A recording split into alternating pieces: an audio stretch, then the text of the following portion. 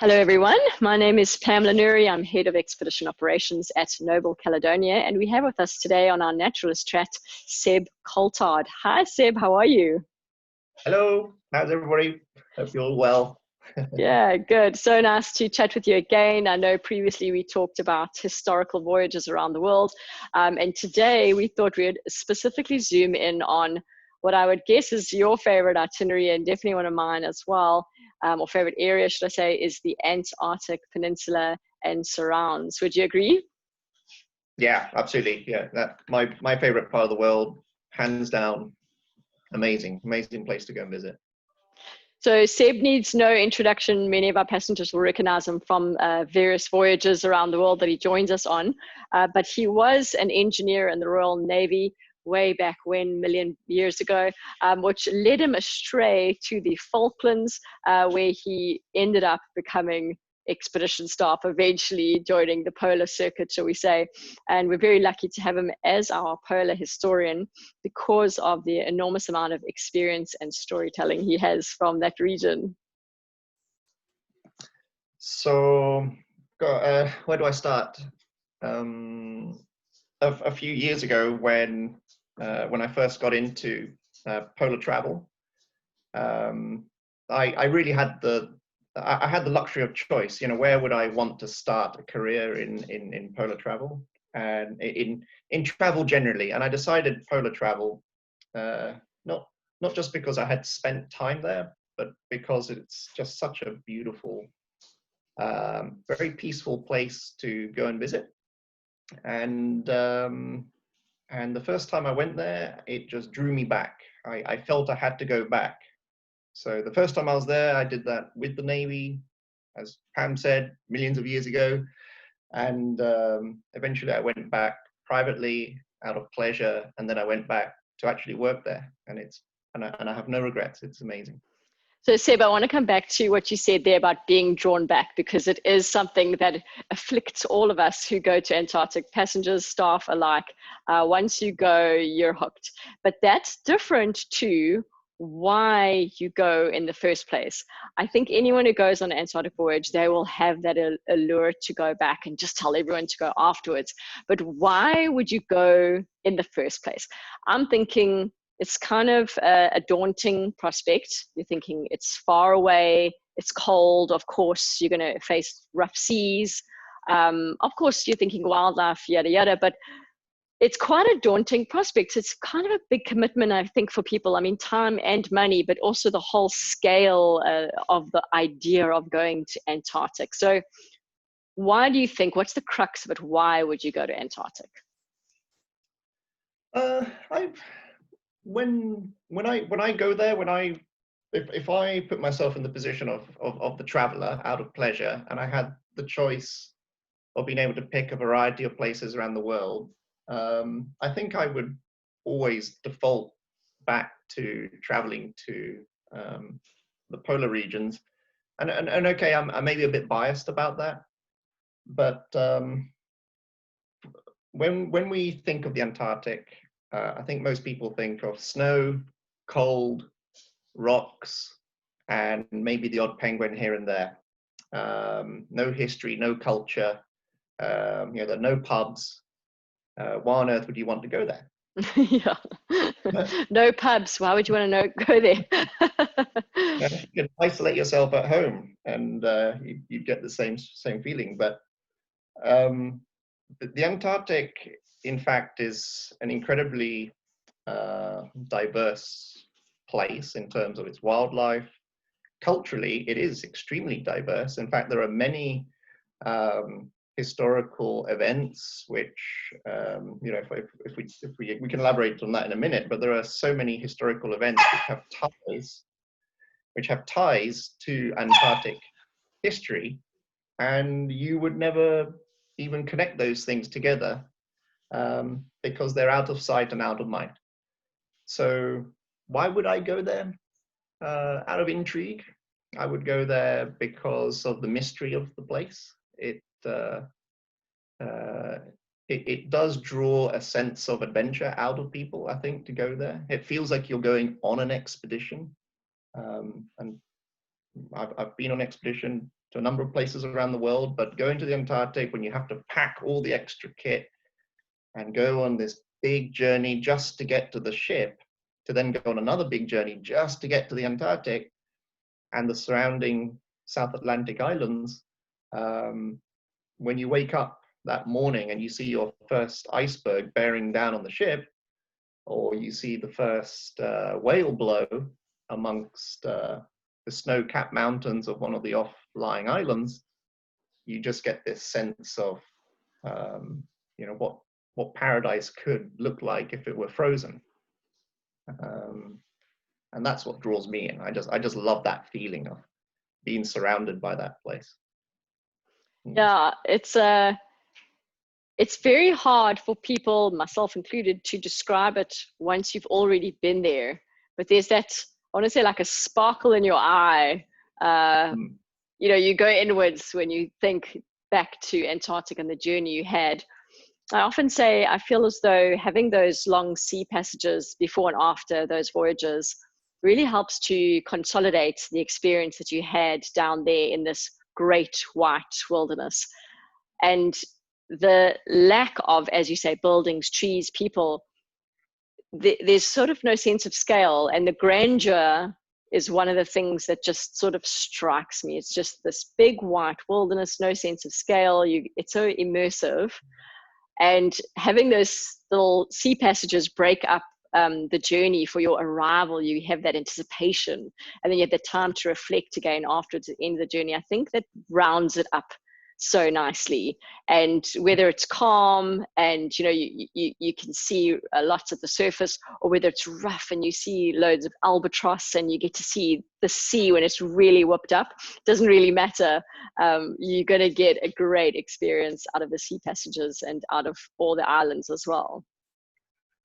Yeah, it's yeah, I agree. It's a very contemplative place to visit. When you're on the ship, sailing out of Ushuaia, and you're heading out to sea, you know, with the knowledge that you know you've decided to embark on this journey, and I'm sure most people will do their research and they'll get the cruising guides for that part of the world. But there is an element of no matter what you research about this particular location, is something will catch you completely by surprise. And it could be, as you say, it could be the wandering albatross just following the ship. And when you sit at the back end of the vessel, just watching this bird swooping and soaring amongst these enormous waves, it really humbles, I think, most travelers. And then when the land suddenly appears again, it's like, I read it, it was described in a National Geographic magazine a few years ago as the Himalayas rising out of the ocean. And you couldn't describe it better, I think. Yeah, that is a very nice description. So, I mean, yeah, fabulous. I think we've done quite a good job of trying to explain the unexplainable thing that really catches people and allures people. But of course, there are obviously the big ticks. There's only a few places in the world where you can see big wildlife in big numbers. One of those is South Georgia. That's just a mind-blowing experience to see the scale of, you know, hundreds of thousands of king penguins that are, you know, a meter tall. They waddle right up and look at you, and then that's just not even including then the seals, you know, thousands of seals. And that side of it is, yeah, it's a big tick box, I would say, for people. It's not necessarily what you walk away with. Yes, you saw those things, but it's definitely a big catchment or tick box. And of course, the big icebergs and that sort of thing down in the peninsula. But I wanted to ask you, we always create, or we call our core voyage to Antarctica, we call it In the Wake of Shackleton. And of course we go Falkland, South Georgia, Peninsula, and then back up again. And recreating this historical journey is such a nice, gives such people a nice sense of, I don't know, history and adventure, timelessness. But you, in particular, have your own little piece of adventure that I would love you to share with us, just very briefly, about your own recreation of that journey. Okay, so in 2009, I visited South Georgia for the first time, and when you go there, it's like visiting Jurassic Park. It's covered in seals, covered in penguins, and when I went there, I saw it through the eyes of a Navy serviceman, and I was reading a book about the life of Ernest Shackleton. It's a famed polar explorer who set sail from that island in 1914 on his way to the Antarctic aboard a ship called the Endurance, and there he proposed to cross the continent on foot, using sleds and dogs as well. Nobody had ever attempted anything of the sort. But unfortunately for him, it didn't quite work out. The ship never arrived in the Antarctic. The ship was crushed by the ice, and 28 men ended up surviving on the frozen surface of the ocean for about, it was about a year. And eventually, the ice moved in the direction back towards open water, and some of those men ended up in lifeboats. They set sail from a very, very small island called Elephant Island. It sits at the very tip of the Antarctic Peninsula, one of the most remote islands in the world, very difficult to access. And yet these men arrived there by lifeboat, rowing boat. And one day Ernest Shackleton turns around to them and says, "Look, fellas, no one knows we're here. We need to go and get help." So he picks 5 volunteers, and then he sails back to South Georgia. That's a journey of about 830 miles across one of the most dangerous stretches of water in the world. And amazingly, he makes it, only to then realize that he has a mountain range to cross, and he's got no mountaineering equipment, and yet he achieves that too. And when he knocks on the door of the whaling station that he was hoping to reach, everybody thought he had died years before. They discovered that the First World War, had been in full swing for almost 2 years. And this story goes down in history as one of the great epics of survival.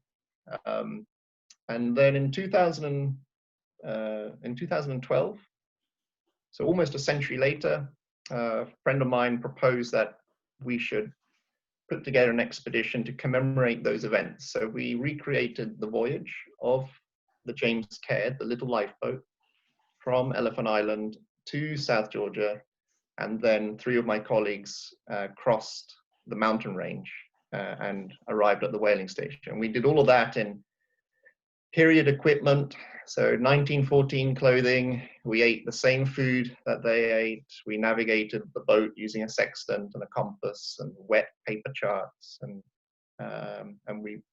we set sail in a little wooden lifeboat, which is what you do on a Saturday morning after you've been to the pub, isn't it? Well, that's what we thought anyway. Yeah, it's such an incredible adventure and historical recreation that you guys did. We always love hearing about it on our voyages. And it makes the voyage extra special that we go to a lot of these same sites. So the whaling station there, Grytviken in South Georgia, we do our best to land at Point Wild on Elephant Island where the guys camped. And those are the 2 sites you sail between. I must say, we go in the opposite direction, which makes better sense for a modern day expedition itinerary. But it really, to read about what the guys did, or even to watch the documentaries that you guys did of your recreation, you can never really fully appreciate the scale and difficulty until you actually go there and see it for yourself. And it's quite nice that these voyages can actually go to these places and see them and kind of imagine the whole difficulty of the situation. Really puts things into scale.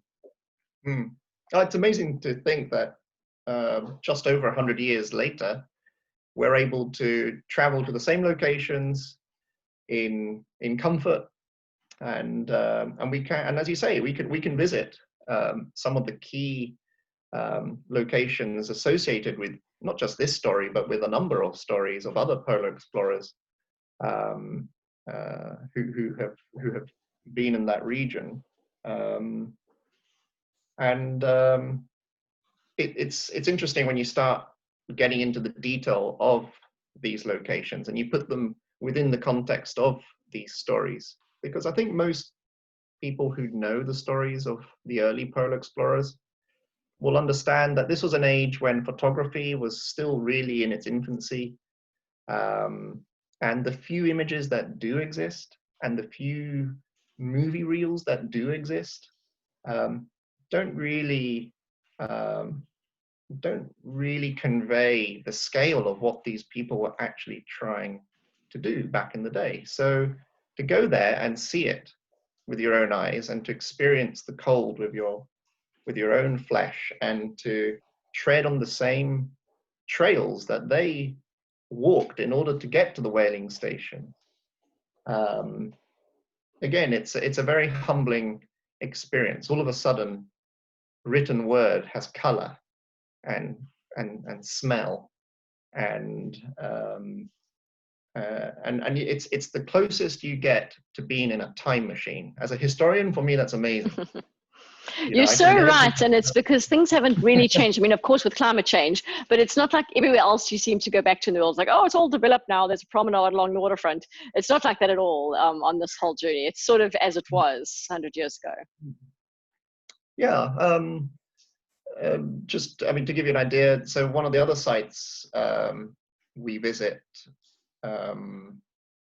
Deception Island, down on the peninsula. It's one of the South Shetland Island group. That location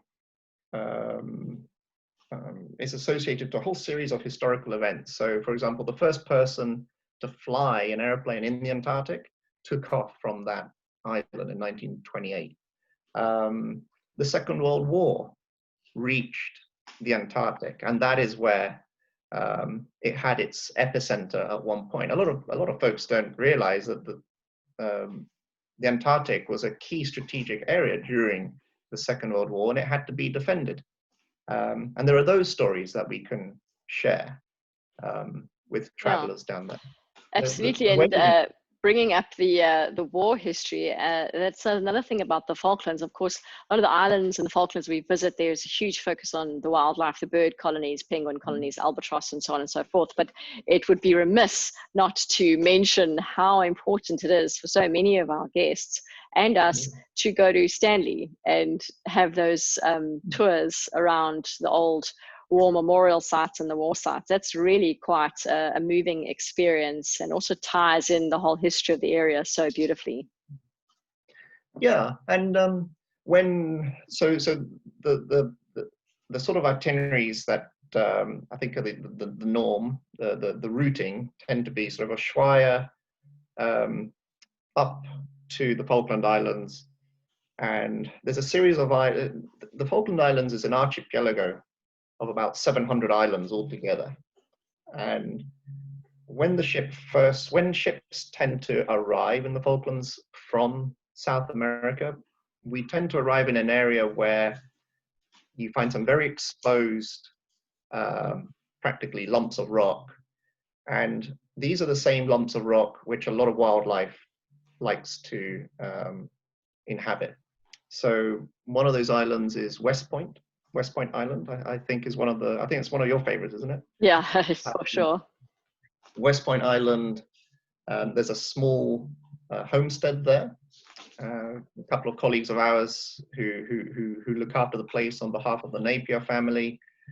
And if you walk just 2 miles from where we land in the boats and you walk up the hill to a location called the Devil's Nose, you've got 150,000 black-browed albatrosses living on this fantastic cliff that's just getting smashed by the South Atlantic, and these birds just swoop and soar all over our folks, and that's a nice way to introduce the Falklands. But going back to the war side of things, I know it's a sudden change on that. Mm-hmm. These are the same people and the same families who were present when in 1982 the invasion took place, and I think that's a story that will be very familiar to I think most of the British guests who accompany us on these itineraries.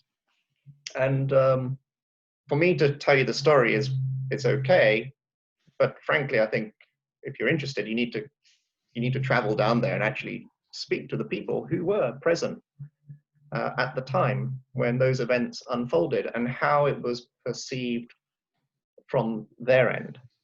And of course, there are three sides to this story. You have the British with their task force trying to liberate the islands. You had the Argentinians trying to invade the islands, and then you had the people themselves who didn't know which bullet belonged to which force, because they were stuck in the middle. And when we do arrive in Stanley, when we're able to disembark and visit the town there and the museum, it hasn't changed much since 1982. It's got Wi-Fi and all of the modern kind of commodities that you would find today, but the museum is one of the best in the world, I think, maritime museums in the world, and it has a section totally dedicated to the events of 1982. But it also helps illustrate the importance of the strategic importance of why those islands are still waving the Union flag. And it's not what everybody thinks it is. And I'll just leave it at that. You'll just have to go down there. That was the ultimate clickbait to book on a voyage to come and find out the rest of the story. Nice work, Seb. So I think that was well described, because for a lot of people, the real ultimate tick box is, of course, to get down to the peninsula. And they almost maybe view Falklands and South Georgia as sort of like the cherry on top. But I think after all, you might actually view the peninsula as the cherry on top, because the Falklands and South Georgia are so rich in wildlife and history. But then the peninsula itself, there's something that you can get there that you can't really get anywhere else. And that is what we spoke about in terms of the sense of grandeur and the huge, huge, huge tabular icebergs. That's a huge highlight for me. When I say to friends at home, we'll see icebergs the size of our house, we'll see icebergs the size of a shopping mall. And the last season that we were down there last year, I remember we saw this iceberg that you could only pick up the scale on the radar, and we sort of measured the thing on the chart. I mean, it was just a white wall, and I realized, I live in Durban, and I realized this iceberg is as big as my city is wide in terms of the seafront. And it was, you can't wrap your head around that stuff. And you're seeing it, and it was this white wall, but it was the glare in the sky that gave away the size of the iceberg more than this white wall over there. It's just these sorts of experiences, and every time it's something different, something else, something new. I might have seen hundreds of humpback whales in my time, and if there's an announcement, oh, we've got humpback whales, I'm out on deck, because there's always a new behavior, a different way of sighting these whales. You see something different every time, and it's just there's that whole magic that seems to happen down there, which doesn't always happen in civilization. And when we do take people down there, I mean, apart from having this transcendent almost experience down there, they ultimately become, whether they want to or not, ambassadors for the area, ambassadors for Antarctica, ambassadors for wilderness. It is such an important, touching thing to have people experience, and it is nice to see that transformation in people. Yeah, absolutely. The Antarctic, if we were to write a book together about Antarctic history, it would only cover about 200 years. That's it. The earliest human remains found in the Antarctic of a person date from around 1819, 1820. It wasn't a man. It wasn't some explorer who got lost, or a whaler or sealer or somebody. It was a woman. It was a woman who found herself at some point either adrift on a ship, or perhaps forced into servitude on a ship. And the Southern Ocean, which divides Latin America from the Antarctic, is notorious for, particularly at that time, for its shipwrecks. And there's a good chance that this particular woman found herself on a beach, on an island in the Antarctic, and her remains were discovered back in the 80s. So that's where the story of the Antarctic really begins. And if we bring it right up to the modern day, the story of the Antarctic is one that's very, very closely associated, of course, with humans today, in the sense that it feels the impact of our consumerism, and you can divide that down into, you can whittle that down into the various branches of consumerism. So how we consume fossil fuels, how we consume plastic, how we consume wood, metal, doesn't matter what it is. In the Antarctic, we tend to see little traces nowadays of human impact on the planet. And it's sad that that is taking place. If we had gone to the Antarctic with Shackleton, maybe you wouldn't want to do that, especially in retrospect. In retrospect. But if we had gone back to the Antarctic, if we had been to the Antarctic 100 years ago, with Shackleton, we would find ourselves in a position where we're trying to save ourselves from the Antarctic. And today, there is a whole group of researchers and scientists and some very commendable statesmen and politicians who are now trying to save the Antarctic from man.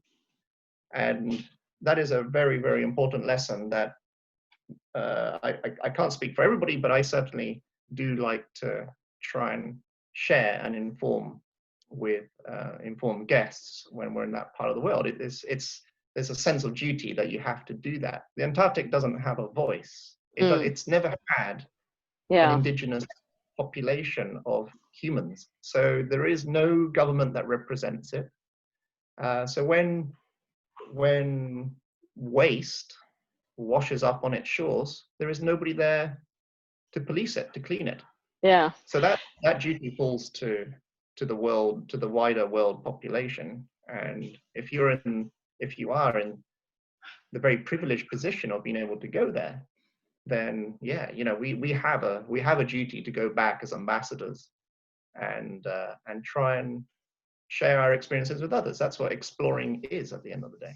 Yeah, actually, you described it so nicely. It's sort of like when you go there and you take away, I want to say, all the junk and the noise and the trappings of modern society that sort of weighs you down, and you're there, and it's so in its simplicity, and it's so pure, and then you see a tiny little trace of human impact, or the Anthropocene, if you will, and it really hits you how important it is that we do need to take care of not only this place, but our planet as a whole. And that's how it does sort of convert people into becoming very passionate conservationists. And I love that side of going down there, I have to say.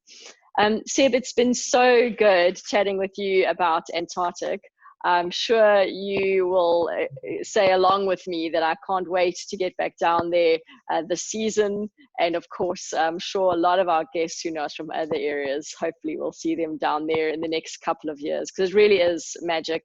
And any sort of fears that it's too intrepid would become waylaid. It's a very, very special place, and it'll change you like no other place. Yeah, no, it's as I said at the beginning, it's one of these very beautiful, it's an incredibly majestic part of the planet to visit. I think it's that humbling experience that really that I really like to take away, and be a pleasure to share it with others too if you come along. Seb, thanks so much, and you have a lovely day. It was great to chat. Alrighty, cheers. Okay, bye.